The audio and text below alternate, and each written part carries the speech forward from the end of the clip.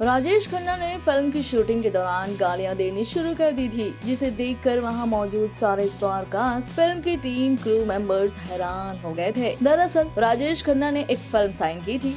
ऐसे में फिल्म के प्रोड्यूसर्स ने एक एग्रीमेंट किया था। उस एग्रीमेंट में कुछ ऐसी बातें की गई थी जिसके बाद राजेश खन्ना बौखला गए और गुस्से में रोते हुए उन्होंने गालियां देना शुरू कर दिया था। देखिए, ये बात देश दुनिया में फेमस है कि फिल्म इंडस्ट्री के पहले सुपरस्टार राजेश खन्ना के स्टारडम को आज तक कोई भी स्टार टक्कर नहीं दे पाया है। भले ही आज बहुत सारे सुपरस्टार्स हैं जैसे शाहरुख खान, सलमान खान, आमिर खान, लेकिन राजेश खन्ना के स्टारडम के आगे सबके सब फीके हैं। जब उनका सितारा बुलंदी पर था और उनकी हर फिल्म सुपरहिट हो जाया करती थी, तब उनके बंगले के सामने प्रोड्यूसर्स और डायरेक्टर्स की लंबी लंबी लाइनें लगी रहती थी। उन्हें अपनी फिल्म में कास्ट करने के लिए डायरेक्टर्स हॉस्पिटल में भी उनका पीछा किया करते थे। जी हाँ, लेकिन राजेश खन्ना के साथ एक बार ऐसा हुआ था कि प्रोड्यूसर्स ने उनके साथ ऐसा एग्रीमेंट कर लिया जिससे वो बहुत गुस्से में आ गए थे और उन्हें बहुत गालियां सुना दी थी। और इस किस्से के बारे में एक्टर मनोज कुमार ने खुलासा किया था। देखिए, मनोज कुमार ने एक इंटरव्यू में कहा था कि वो अपनी फिल्म उपकार में राजेश खन्ना को छोटे भाई का रोल देना चाहते थे। ये किस्सा फिल्म उपकार से जुड़ा हुआ है और राजेश खन्ना भी उनके साथ काम करने के लिए तैयार थे। राजेश खन्ना उन दिनों फिल्म इंडस्ट्री में अभी नए नवेले ही आए थे। वो जिन 10 प्रोड्यूसर्स के साथ काम कर रहे थे, उन्होंने ऐसा एग्रीमेंट बना दिया कि राजेश खन्ना उनके अलावा किसी और के साथ काम ही ना कर पाए। बस फिर जब उपकार में उन्हें रोल मिला था, प्रोड्यूसर ने उन्हें एग्रीमेंट दिखाकर मनोज कुमार के साथ फिल्म करने से मना कर दिया।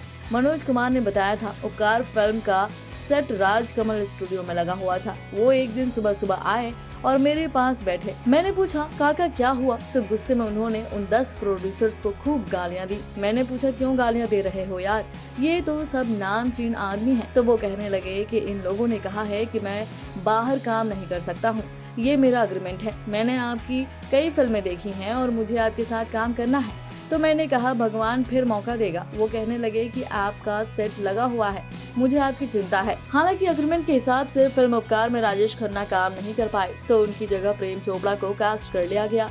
1967 की फिल्म उपकार में तो राजेश खन्ना काम नहीं कर पाए, लेकिन उसके बाद के सालों में उनका करियर ऊपर जाने लगा, पीक पर पहुंचने लगा। साल 1969 की बात है। इस साल में फिल्म आराधना आई थी जो कि बेहद हिट रही थी और उसके बाद की 15 फिल्में सुपर हिट रही।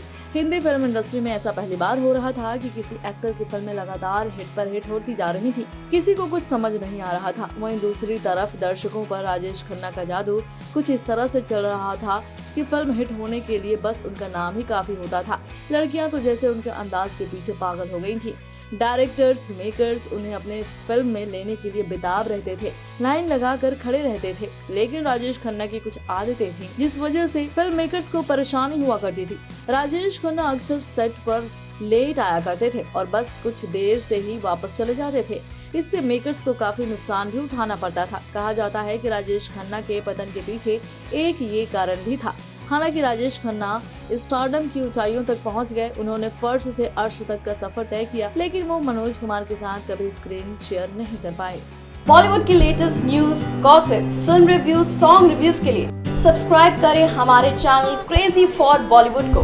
And yes, don't forget to press the bell icon ताकि हमारे चैनल पे आई कोई भी नई इन्फॉर्मेशन आप बिल्कुल भी मिस ना कर पाएं।